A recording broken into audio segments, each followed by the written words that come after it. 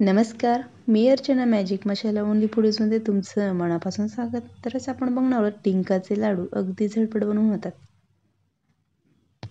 चला तर मग रेसिपीला सुरुवात करूया. तर इथे मी गॅसवरती कढई ठेवली, त्याच्यामध्ये मी आता 1 चमचा साजूक तूप टाकून घेते. आता तूप छान असं गरम झाल्यानंतर याच्यामध्ये मी बदाम आणि काजू टाकून घेते. 100 ग्राम काजू बदाम आहे ते. तर याला छान असं आपल्याला भाजून घ्यायचं आहे. तर इथे मी आता काजू बदाम भाजल्यानंतर एका प्लेटमध्ये साईडला काढून घेते थंड होण्यासाठी. आता याच्यामध्ये मी 4 चमचे साजूक तूप टाकून घेते. आता याच्यामध्ये आपल्याला छान असं डिंक तळून घ्यायचं आहे. तर इथे मी 100 ग्राम डिंक वापरलेला आहे.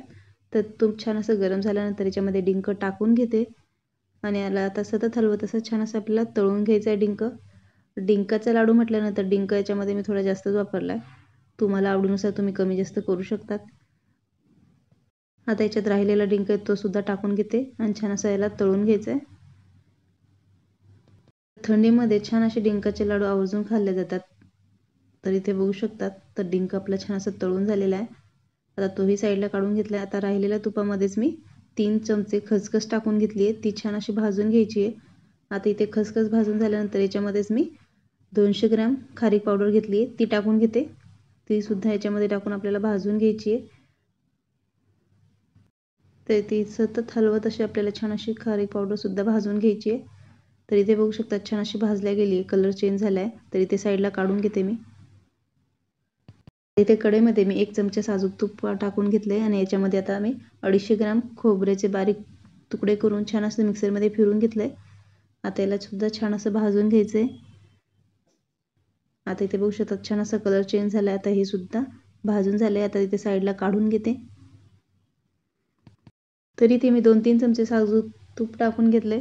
आता तूप छान असं गरम झाल्यानंतर याच्यामध्ये मी 100 ग्रॅम गव्हाचं पीठ आहे ते टाकून घेतले. तुम्ही गव्हाच्या पिठाच्या ऐवजी इथे शिंगाड्याचं पीठ घेतलं तरी चालेल. तर इथे छान असं तर सतत हलवत आपल्याला इथे पीठ छान असं भाजून घ्यायचं आहे, मस्त असं खरपूस.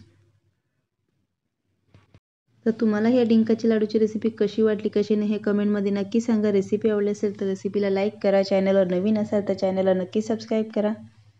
तर इथे बघू शकता छान असं आपल्या गव्हाचं पीठ सुद्धा भाजून झालं आहे. ते सुद्धा मी साईडला काढून घेतले. आता कढईमध्ये राहिलेलं तूप होतं तर ते याच्यात टाकून घेतलं मी. 200 ग्रॅम तूप वापरलं होतं मी पूर्ण. तर इथे आता तूप छान गरम झाल्यानंतर याच्यामध्ये मी 400 ग्रॅम गूळ घेतला आहे, तो बारीक करून घेतला होता. आता आपण कढईमध्ये टाकून घेतला आहे आणि आता याला छान असं आपल्याला वितळून घ्यायचं आहे. तर फक्त गूळ हा आपल्याला वितळून घ्यायचा आहे.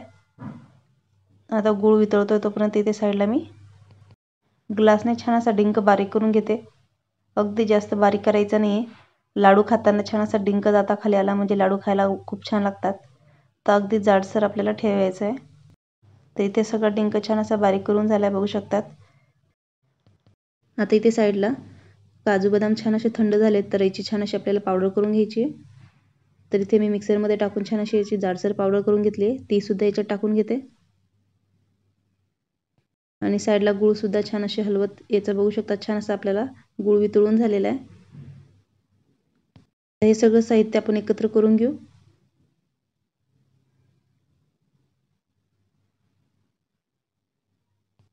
तर गूळ हा फक्त वितळून घ्यायचा आहे किंवा त्याचा पाक वगैरे बनवायचा नाही 1 तारी 2 तारी, नाहीतर आपले लाडू हे कडक होतील. तर इथे बघू शकता छान असं एकत्र करून झाल्यानंतर याच्यामध्ये मी पाक टाकून घेते लगेच. आता पाक टाकल्यानंतर पुन्हा आपल्याला छान असं हे मिश्रण एकजीव करून घ्यायचं आहे. तर दोन्ही हाताच्या साहाय्याने मी छान असं याला एकत्र करून घेते. गरम असतानाच आपल्याला पटापट हे लाडू बांधायचे असतात. तर इथे छान असं एकजीव करून घ्यायचं आहे.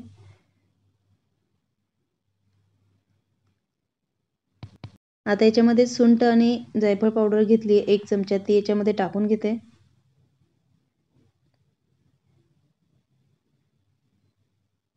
आता पुन्हा छान व्यवस्थित एकजीव करून घेऊ.